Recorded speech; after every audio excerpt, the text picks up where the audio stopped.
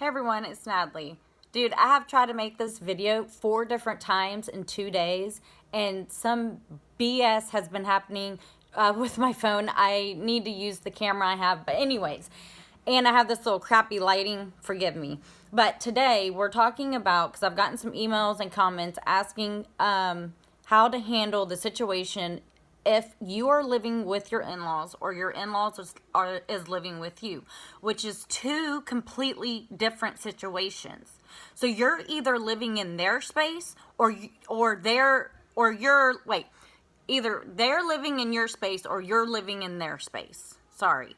And because those are 2 different situations, there's kind of 2 different answers. But we're just going to kind of go to the core of it and how to manage living with them.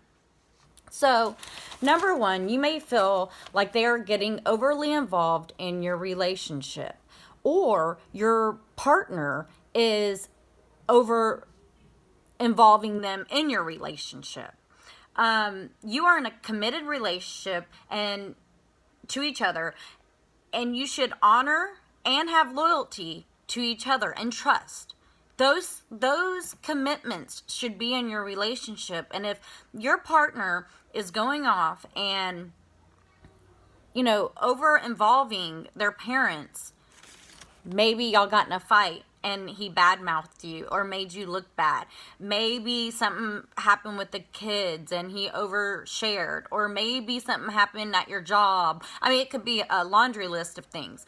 But he's involving your in-laws in your relationship. What it does is it pits your in-law against you, because that is their parent. They are going to always have their child's back. They will never have your back. Not a toxic in-law. And so when your partner goes and overshares information that should be in private between y'all, you have to understand that is a major red flag in a relationship. And you definitely need to talk to your partner about them oversharing and how it makes you feel and how it makes that situation worse, with them, going and saying bad things about your situation or about you, and how it makes them look at you different. You need to let your partner know this. And that's kind of the problem, is that because your partner has grown up with these narcissists, they don't see anything wrong with oversharing their life with that narcissist, because the narcissist expects. That's the expectation the narcissist has for their child. They have always been overly involved in their child's life, which has taught their child to make their parent overly involved in their life. So there's got to be some boundaries that you need to set with your partner, and then your partner needs to set it with his parents. And let me talk about this boundary for a minute. So when you finally start laying boundaries with your in-laws while you're living with them, because it can feel crowded in a home, no matter what the size. If you have someone toxic breathing down your neck, it can just be overwhelming. And so when you go and lay these boundaries, you don't do it. You have your partner do it with you. And let your partner speak before you speak on it. And I definitely want you to chime in and, lay out what your boundaries are, what's on your heart. But you need to have a clear communication with your partner what the boundaries are, and your partner has to go and lay those boundaries with you. Or you can just send him, but to me, you should really be there while the boundaries are being laid out. As uncomfortable as it might be, if your partner only goes and does it and you're not there, what it does is nothing. Because the narcissist has treated their child like this for so long that when their child does come to them and say, hey, I have boundaries, they don't care. They'll trample right on them. But if you put more of an authoritarian force in it with you being present and saying, I agree, and this is how you make me feel when you do that. I don't appreciate you just walking in my room without knocking. I don't appreciate you making comments on maybe your appearance or how you're taking care of your children or how clean you are or how many times you take a bath or how you dress. I mean, it could just be a million things. Or majorly, I don't appreciate you getting in my family's business.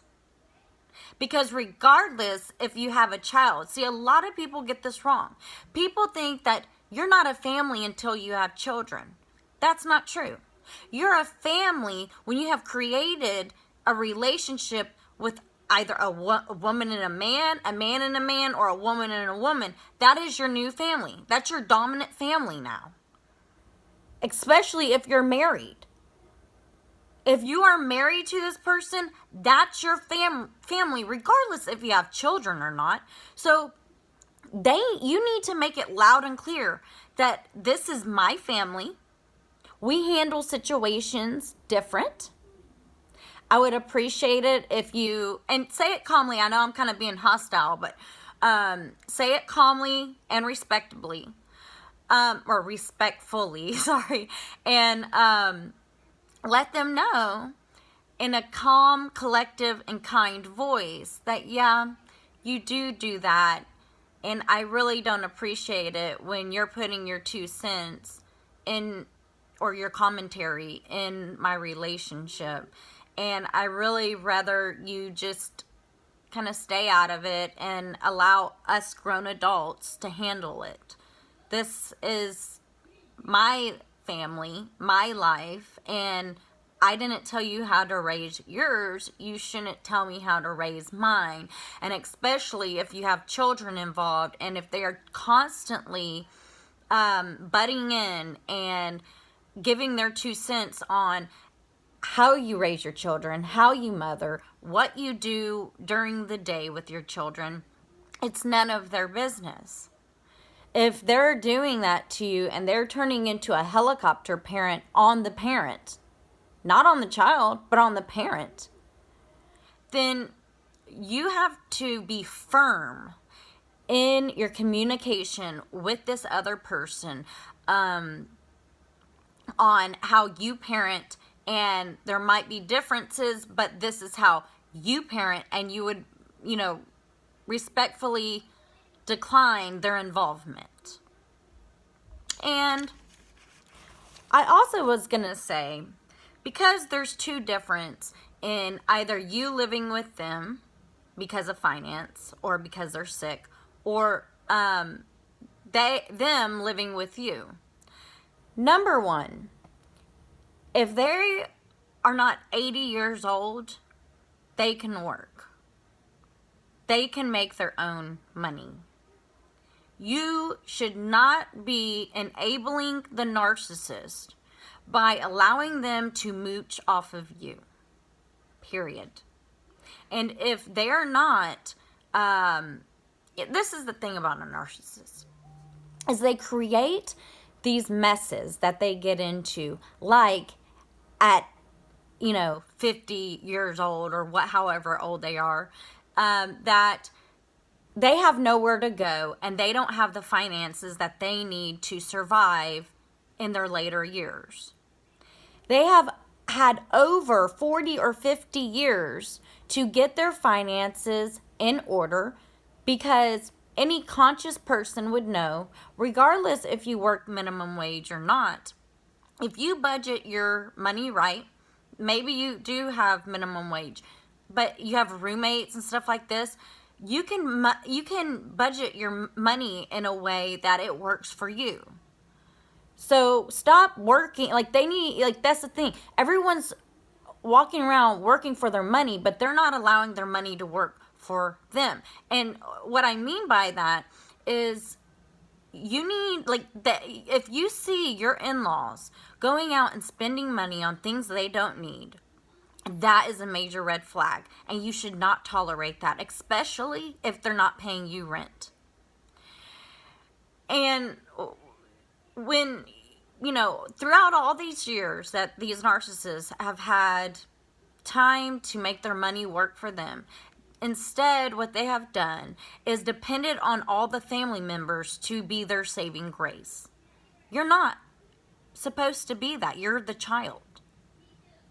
You know, as a grown-up, that if you go out and buy a flat screen TV that you don't need, instead of putting that $1,000 in savings or investing it, then you're being stupid. And that's the problem with narcissists, is that they like to live their life showboating to everyone else that they're this big, marvelous, important person. And so they go and spend their wealth or whatever on showboating instead of being smart about their money. Well, that's not your problem. And it's really inconsiderate if your in-laws are making it your problem.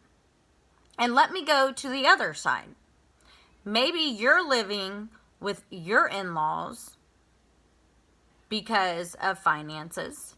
And I understand some places in your country might be very expensive, and even having a college education, it's just not cutting it. I totally understand that. But if you're living with them, you should be budgeting. You should not be depending on someone else to baby you. Especially if you're not working, you should be out looking for a job. And I'm sorry if that seems harsh, but you're living with a toxic person that you need to get away from. You should not be living under the same roof as the person that's putting you down and smearing you to others. But let me move on from that. Oh, and what I was going to say about the older age. So rather you live with them because they're older, or they live with you because you're older. Like I was saying, they've had 50 years to get their finances or the government to help them get in a senior citizen place or a living facility. Okay? They've had all this time to prepare. But because narcissists are messy and they get themselves in sticky situations, they expect their family to rescue them after they have treated their family narcissistic. It's mind-boggling. So one of the things that you can do to set your boundaries, and I think I already said this, is be firm but kind. Kindness kills, and then they can't talk bad about you later. So if you're kind to them in these bad situations, instead of being hostile, it will help you out in the long run. But the best thing I can say is that you honestly should just stay silent. That's why I always say silent kills, because you're neither being rude or nice. You're being just kind of in the middle of the situation. And that's really the best place to be. You don't want to go out talking trash to your in-laws and saying things that you're going to regret later. Maybe not, but more than likely. And have those things come back to you through flying monkeys and things like that. So you just want to make sure that you're kind and considerate and courteous, even though they're not like that to you. Because it really will help you in this situation. Being angry and staying stressed out is only going to build more anxiety in the situation. It's only going to put off bad, negative vibes in your surroundings, right? Because you already have a negative person you're living with, and you're already suffocating from that negativity. But if you too go out putting out this negative aura about you, negativity is going to come back to you, and it's going to be harder to live in that situation if you have to be there. And I think one of the best things you can do when you are feeling overwhelmed is taking a break from that person. If that means going to the movies, going to the park, going to a restaurant, going out dancing, whatever it is, Because you shouldn't be going on vacation if you're living with them because of finances. I'm just saying. But, taking a break once in a while, doing little things to get out of the house and get out of that toxicity is really important for you and your marriage and your children.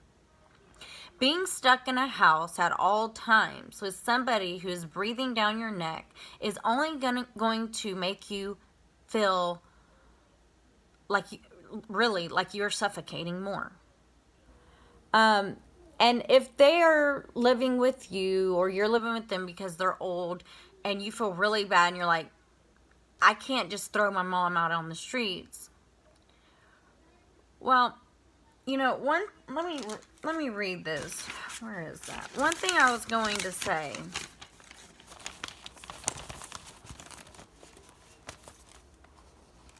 One thing is, when they come to you and ask you for help, and let's say this is before they moved in, or you moved in, and they're asking you to take care of them, you have to ask yourself, is this really worth my self? Is this worth me losing myself over? Because that is eventually what happens. And let me just read what I have so I don't ramble. Ask yourself, what is your cost for being in this relationship? If you can't be yourself, you lose yourself, you can't do what you want or say, then you have to ask yourself, is it worth the prize? You have to ask yourself that. Going through all this effort, helping this person, is it worth losing myself and possibly your relationship? Is it worth it? So when they do come and ask you if they can come live with you, then you have to realize that it's not your responsibility to allow this person to invade your privacy and space to take care of them, because it's your life. Like I said, they've had plenty of time to find other solutions to this problem. But with the narcissist, one of the main problems is nobody wants to take them in at the end of their life because they've already been railroaded by this person. And, okay, well, let me just say this. When they come and ask you, don't explain why they can't live with you, okay? Learn to withhold information from them about why they can't live with you. It's really none of their business. They've had plenty of time to find someone to help them if they can't help themselves. You don't have to explain to you, no, Mom, you can't live with me because you're toxic to so-and-so and you don't treat so-and-so with respect, and, just affirm, no, I'm sorry, but I can't allow you to live with me. This is how you're going to talk to them. And you want to find a place in the middle. You don't want to be, excuse me. Bryce, shut your door, buddy. Thank you. Okay. You don't want to give them the opportunity while you're talking to them to manipulate you into allowing them to come live with you, because all the excuses that you can give the narcissist, the narcissist will turn around and say, I swear I'll be better, I'll be on my best behavior, and they won't. And because once you get the narcissist living with you or you're living with them, it's really hard to get away from them.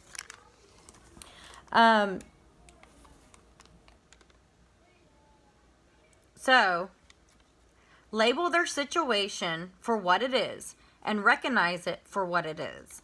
What to do about it and how to manage it.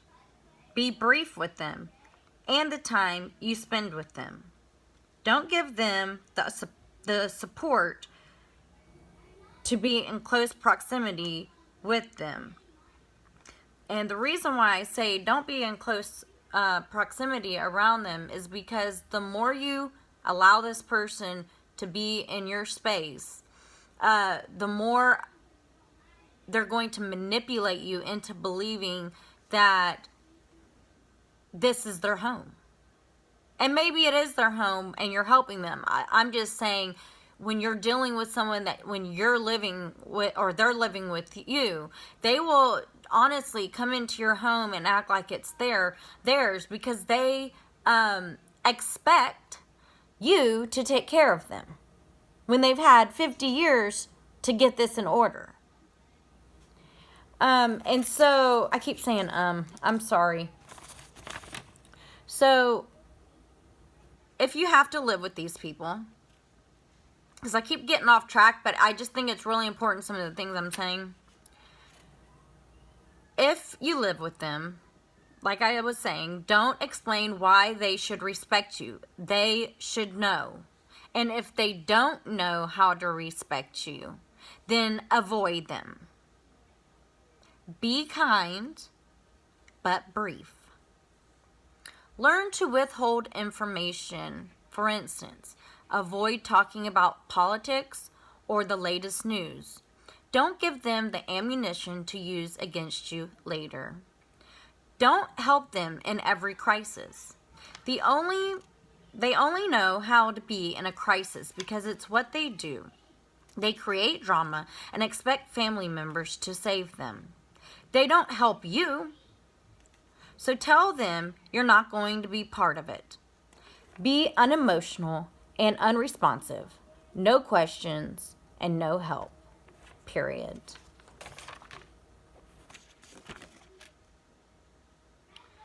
Some other things that you can do. I'm just gonna free ball it because the notes is just too much. The other thing you can do is don't overly share your life with these people. Don't let them know if they hurt you. Don't let them know that they're getting under your skin. Avoid them. Go in your room and sit until y'all can figure out how to get out of this situation. Because at this rate, your marriage and you are dying. And your husband needs to take it upon himself to honestly choose. They've got to choose their mommy or daddy, or they have to choose you in the future. And if they're not willing to stand up for you after being disrespected for so long, after they have witnessed this disrespect, the gossip, all this, right? Everything. They have witnessed it. If they can't stand next to you and say, you're right, it's that time, they've got to make other arrangements. We can't live here taking care of them, and they can't live with us and us take care of them either. It's going to be a hard situation to be in, but they are completely ruining your life. At what cost? When do you finally say enough is enough? Like, no, I am not going to be part of this disaster that your parent has created. I understand it's your parent, but at the same time, this is my life, and I did not imagine living with my in-laws at this age. And if you're living with them because of finances, you guys need to get it together. And I'm sorry if that seems harsh, but you do. You got to get it together and figure it out. And if your in-laws are living with you because of finances, if they're able to work, they need to be working. There's no excuse. And that's the thing with the narcissists. They don't like working. They want everything handed to them. They expect everyone else to save their ass. After treating everyone the way they treat them, they still, when they're in a messy situation, turn around expecting you to save them. I mean, what kind of crap is that?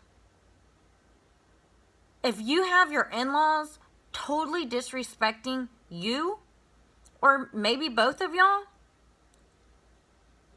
it's time to walk out that door, or have them walk out that door. And as hard as it might be, this is your sanity. This is your marriage. Do you really want to kill it? And that's one of the problems with mama boys, is that their parent can do no wrong. Their parent is always right. And that's why it's important, even if they're not a mama's boy, is that you don't talk badly about his parents to him. That is his parents. It's okay to address problems together, but just going off and talking crap about their mom nonstop is not going to help the situation. Matter of fact, it might distance your spouse from you. When you do need to approach your spouse about something their mother or father did or said, you have to come to them having a heart-to-heart, not yelling at the top of your lungs, get your effing mother out of my house, or your father, whoever. You cannot approach a situation like that. Approaching a situation hostile, emotional, is not going to get you very far. You really have to find it within yourself to refrain from acting overly emotional. You find ways to communicate with your partner about the disrespect and how it makes you feel without bickering or yelling. You have to know when it's time to talk to them. And let me move on, and once you talk to them, let me move on to, then you start setting those boundaries together. And when you approach, like I said earlier in the video, his parents about your boundaries, you're firm, and you say, this is how it is. If you don't like it, someone else can take care of you. Or, you're going to lose us. Because the way that things are carrying on right now, you're hurting me, and I don't appreciate it. And I would appreciate some respect in the house. I would appreciate if you treated me like an equal instead of like a child.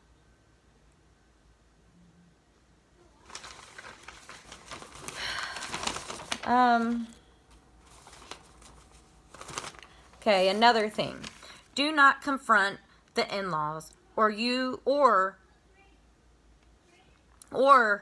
the other thing is you and your partner stand up to them together. So it's not only about boundaries, but when your in-law is treating you bad, your partner should be in that moment standing up for you, regardless of any situation.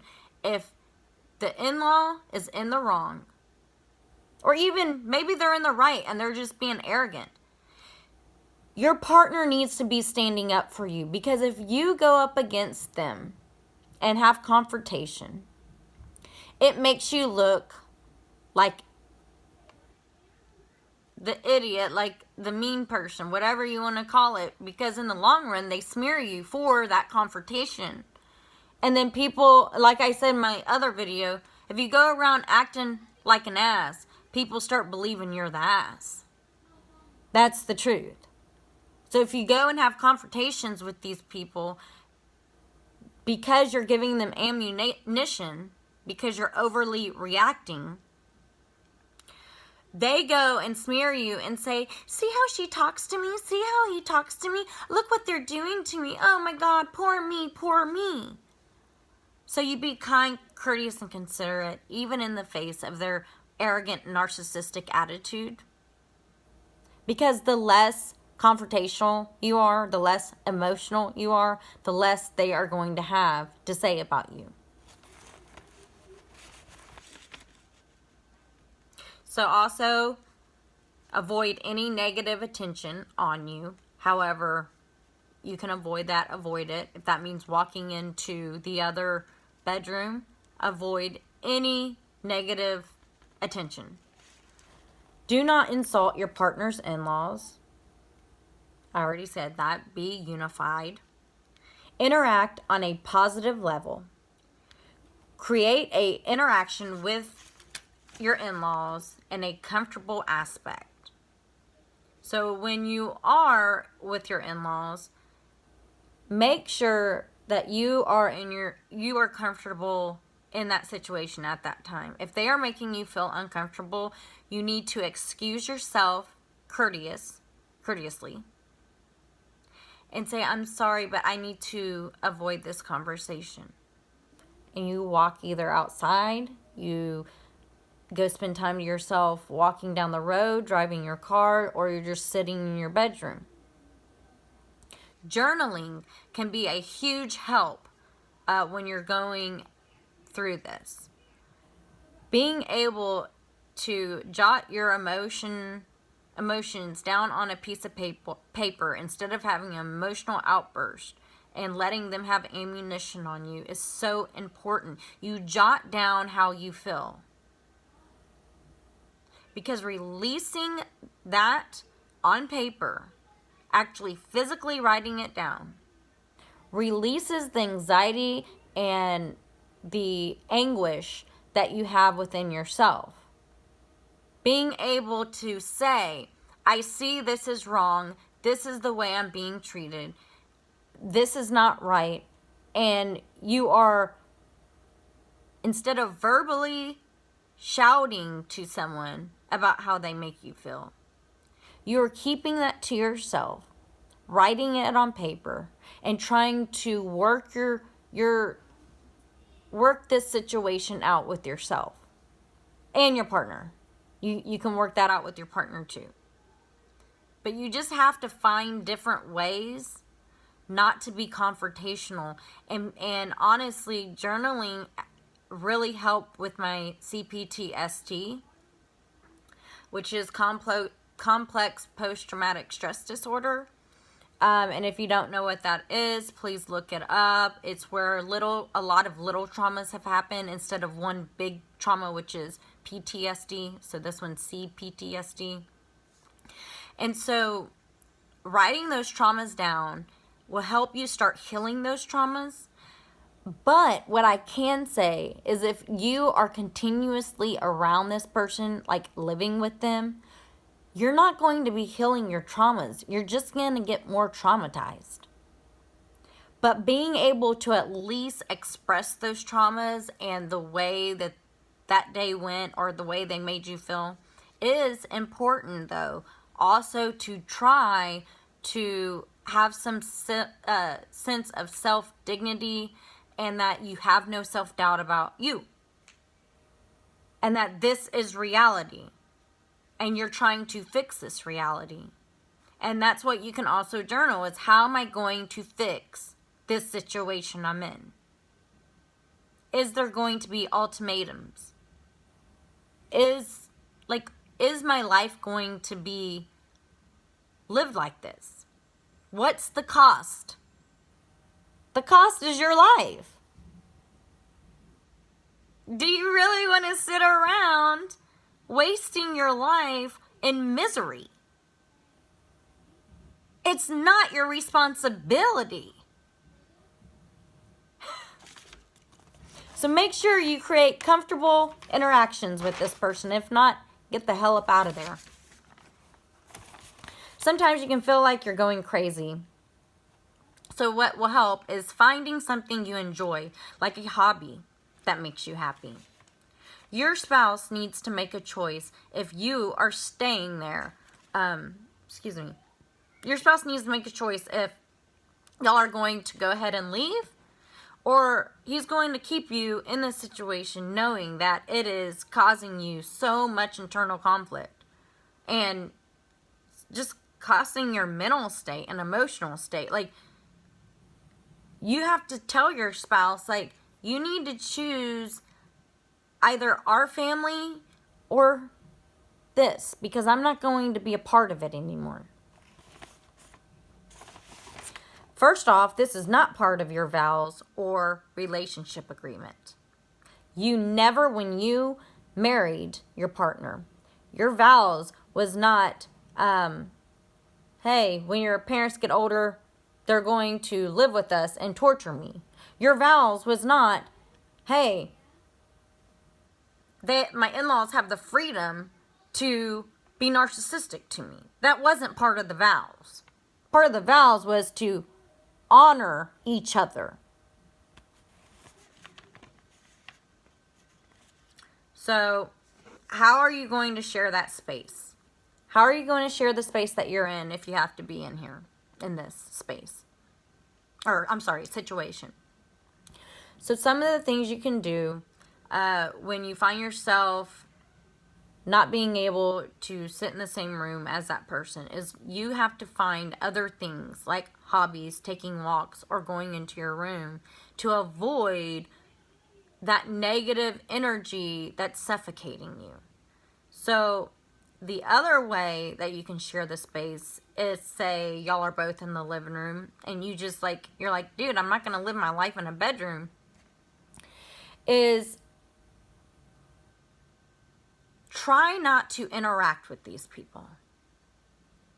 Try not to allow them to persuade you into giving intimate information about your life or your relationship. So if you're having to sit with them somewhere and they're asking you questions, you can say, I'm sorry, but that's really personal, and I'm just not going to answer that. No offense to you, but it's just really personal to me, and I just rather keep that, with myself. Learning to draw boundaries with them and sticking up and saying something when those boundaries are being crossed is crucial. Because if you allow these people to cross the boundaries and you're not firm in your boundary, they're going to trample on it and laugh at you. But if you start giving them these boundaries with consequences and you follow through with these consequences, they're going to know that you're serious. It's so important that you are firm in that boundary. I don't care what they say or do. You stay firm in that boundary.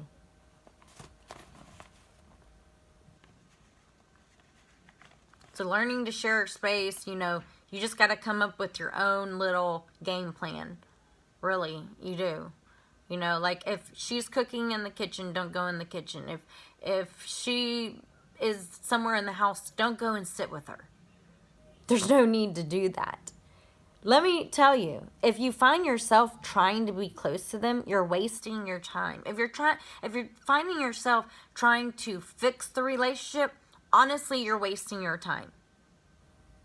You have to accept the fact that this is the way your relationship is. Oh, which also brings me to, let me see if so let me tell you this. Say no to the things that don't honor you.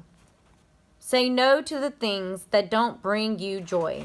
Say no to the things that don't bring you, I'm sorry. Oh, yeah, I said that. I'm sorry. That don't bring you joy. And out of all of that, you don't have to explain yourself to these people of why you're saying no. If you say no to things that don't make you happy, you don't have to explain the no. It's just no. I'm not doing that. I'm not putting up with that. Don't go on and be like an opera singer just singing the song of why the no is. Just say, no, I'm sorry, and move on. It's important to stand your ground with these people. Because if you say no, then they manipulate you and try to get you to say yes, and they get you to say yes, they're just going to keep doing it. They'll just keep doing it.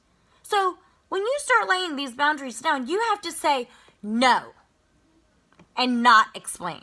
Period.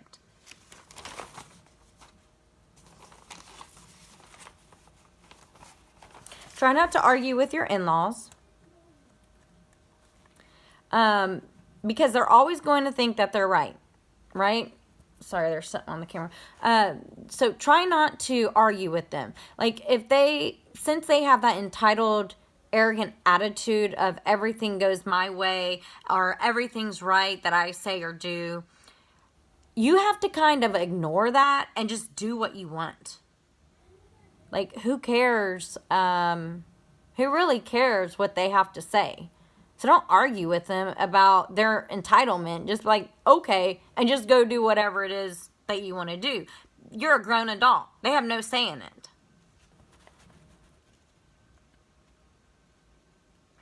Another thing is learn how to enjoy your marriage. So even though that you are living with these people, you still need to find ways to enjoy each other, not your in-laws, but in your marriage. And have those special moments in time every day or every week, whenever, that you two are just alone. If that means taking nightly walks together, if that means going to the movies or whatever the situation, you find time that only you and your partner, or maybe your kids too, are away from this in-law, the narcissistic in-law. You have to find free things to do, or maybe go pay for a movie, which movies are now really expensive, unfortunately. But maybe if you don't have the money, you can go into your bedroom and put a movie on, and just you and your family enjoys it. Get some popcorn. I mean, just little things. So find things that you can do and journal it.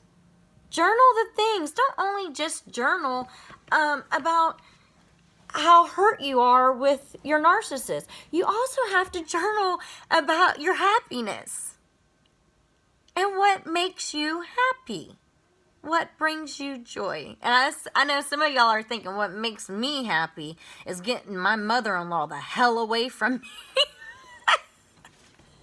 And trust me, I know, but if you are in this situation where you have no choice but to live with your in-laws, You gotta just find things that make you happy. Jot them down.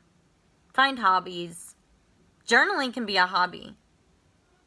You know, maybe you're a gamer. Maybe you do quilts, or you knit, or whatever it is. Find things that bring you joy. And my recommendation is find things that bring you joy out of that house, away from your narcissist. Find things that you don't necessarily have to be in the house to do that brings you joy. Which it is important, though, to find joy in things in the house living with this narcissist, of course. But to kind of shed that negative energy, aura, off of your personal being, I would leave and find things that make me happy, make me joyful. If that's fishing, or going to the beach, or riding a horse, or spending time outside picnicking. And that's the thing, is because we live in this technology world, everyone thinks that we have to be on our tablet or phone to actually be happy or joyful. The most joy you'll ever get is being outside in nature. That's the truth. Being one with oneself. Having enlightenment. Feeling enlightened in the situation that you're in. Saying, I know that I am not going to let my character be anything other than me.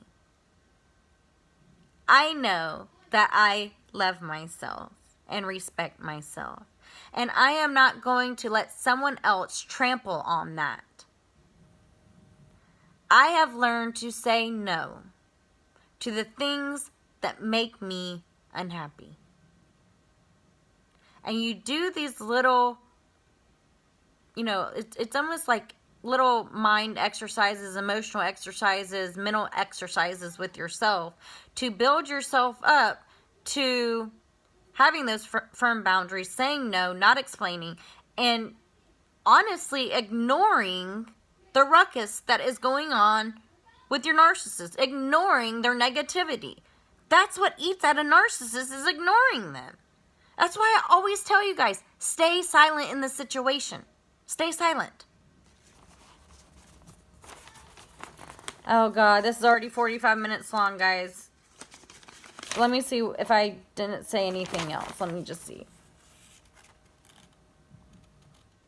So another thing is they do things on purpose for attention. So you have to ignore those things when they're doing things for attention. They're disruptive people who act like children, basically. So sometimes you have to kind of treat them like a child. Like, I don't care what you say. I'm going to do whatever I want. I don't care what you're doing in life or what you're saying about me.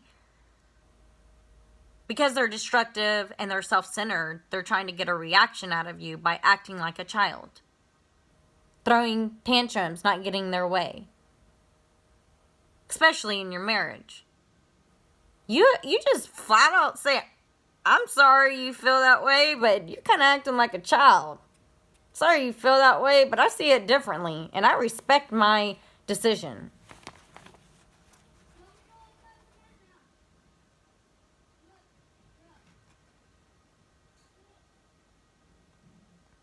Then the other thing you can do is don't get in the trap of talking badly about your in-laws. I said that. Have low expectations of your in-laws and the hope in that relationship. Because if you have high expectations, I know that sounds horrible, but if you have high expectations of your in-laws and that all they're going to do is hurt you.